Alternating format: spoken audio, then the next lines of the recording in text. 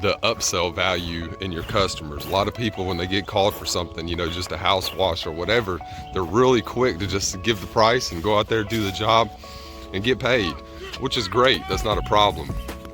The problem that I see is leaving a lot of money and a lot of work on the table.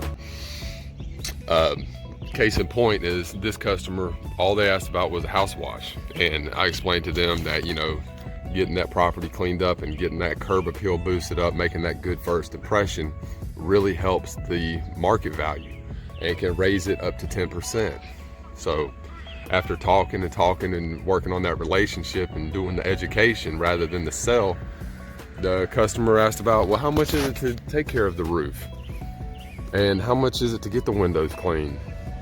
And how much would it be for the little building in the back? You know, they started thinking about what a potential buyer would be looking at, and next thing you know, they wanted to do a full facelift on the property. So what was just gonna be a basic house wash turned into a deluxe house wash with gutter brightening and also the roof wash in the building in the back. So don't underestimate the value of upselling and working on the relationship and using the education to sell. This is an 8 gallon a minute machine with a downstream injector.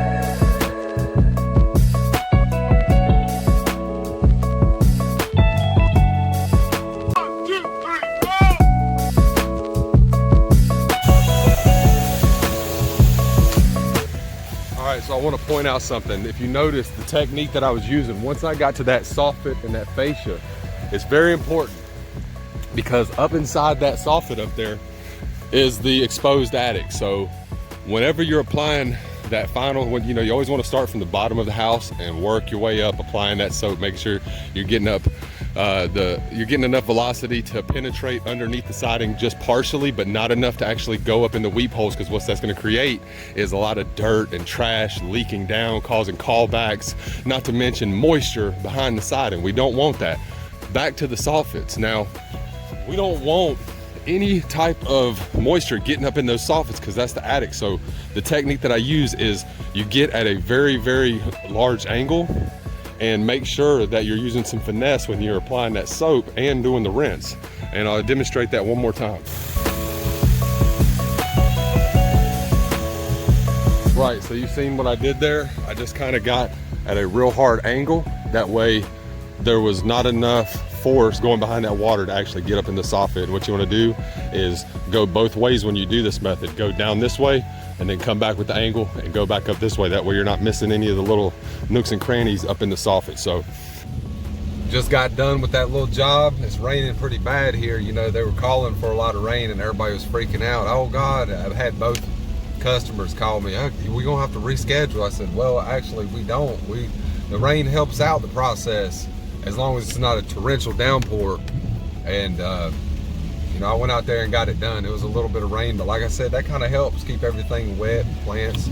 Even though that first job, it was, the yard was in rough shape. That place was neglected, man. I tell you, if you ever get to a point where you can afford some rental properties, maintain the dang property. I don't understand how people will have this investment and then never maintain it and let it get just filthy. It was horrible. But we did the roof wash, the house wash, window cleaning, and a building in the back, and also a little shed roof. And we knocked all that out. Actually, I say we, it was just me, solo dolo. And I got that whole thing done in an hour and a half. And that was with a little hiccup. So they were on a well. I brought 200 gallons of water with me and ran out, and that well got sucked dry quick. I mean, it was fast. Granted, I did have to do a lot of washing, but luckily I talked to the neighbor to the right of the house and they said no, kick rocks. And then I asked the neighbor on the other side, and it happened to be a good old country boy. He was getting all of his fishing gear ready, going fishing in the rain, which I thought was pretty cool.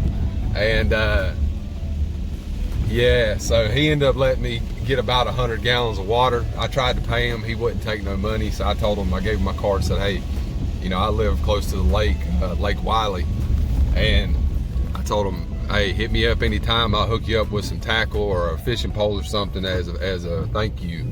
So it was cool. He let me get the water. I was able to finish the job, get the final rinse done, and the house came out phenomenal. I'm actually going to go ahead and take you to a time lapse of the results right now.